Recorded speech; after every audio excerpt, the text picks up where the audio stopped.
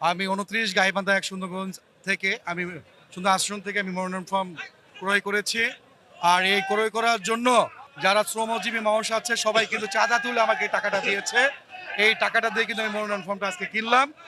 আর আমার ওই এলাকায় হাজার হাজার লাখ লোক আমার পাশে আছে, শ্রমজীবী মানুষ আছে।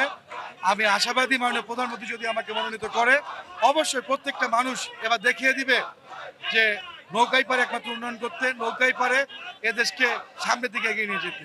আমি আসলে ঢাকা মহানগর দক্ষিণ ছাত্রলীগের সহসভাপতি ছিলাম সাবেক। আমি সাবেক সহসভাপতি হাবিবুল্লাহ বাড়ি বিশ্ববিদ্যালয় কলেজ ঢাকা। এখন আমি সুন্দরগঞ্জ উপজেলা আওয়ামী লীগের প্রচার এবং প্রকাশনা সম্পাদক। আমি ইয়াং হিসেবে বলতে চাই, যেহেতু ডিজিটাল বাংলাদেশ থেকে স্মার্ট বাংলাদেশ, এই স্মার্ট বাংলাদেশের জন্য ইয়াংদেরই দরকার 2041 মিশন। যদি আমরা 2041কে সাকসেস করতে চাই, অবভিয়াসলি ইয়াং নেতৃত্ব দরকার আছে। অবশ্যই আমরা ইয়াং নেতৃত্বের মাধ্যমে প্রত্যেকটি ইয়াংয়ের পাশে থেকে তাদেরকে সুশিক্ষা শিক্ষিত করে বিভিন্ন যাতে কর্মসংস্থান বন্দোবস্ত করা যায়, সেই বন্দোবস্ত আমরা করবো ইনশাআল্লাহ। জি, গাইবান্ধা ১ সুন্দরগঞ্জ। অবশ্যই মাননীয় প্রধানমন্ত্রীর মাধ্যমে যে নির্বাচন হয়েছে প্রিভিয়াসলি আপনি দেখেছেন, সবগুলো নির্বাচনই কিন্তু উৎসবমুখর হয়েছে।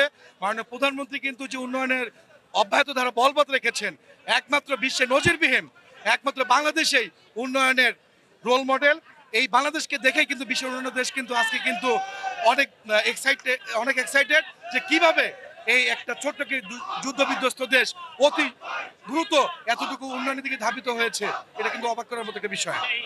আমরা যারা তরুণ নেতৃত্ব আছি, আমরা প্রত্যেকটি আমার যে নির্বাচনী এলাকা আছে প্রত্যেকটি এলাকার প্রত্যেকটি মানুষের দ্বারে দ্বারে গিয়েছি, মাননীয় প্রধানমন্ত্রীর উন্নয়নগুলো দেখিয়ে দিয়েছি যে মাননীয় প্রধানমন্ত্রী জনতা কি কি উন্নয়ন করেছেন। এই এখন আমার এলাকার মানুষ এতটুকু কনসাস যে একমাত্র তারা জানে মাননীয় প্রধানমন্ত্রী জনতা শেখ হাসিনার মাধ্যমে উন্নয়ন হয়েছে। তারা সবাই মাননীয় প্রধানমন্ত্রী শেখ হাসিনাকেই চায়। ইনশাল্লাহ আশাবাদী প্রত্যেকটি মানুষ মাননীয় প্রধানমন্ত্রী জনতা শেখ হাসিনার পাশে থাকবে এবং জামাত বিএনপি শিবির যতই আগুন সন্ত্রাস করুক না কেন, আমাদের এলাকার মানুষ তা কখনো প্রশ্রয় দেবে না।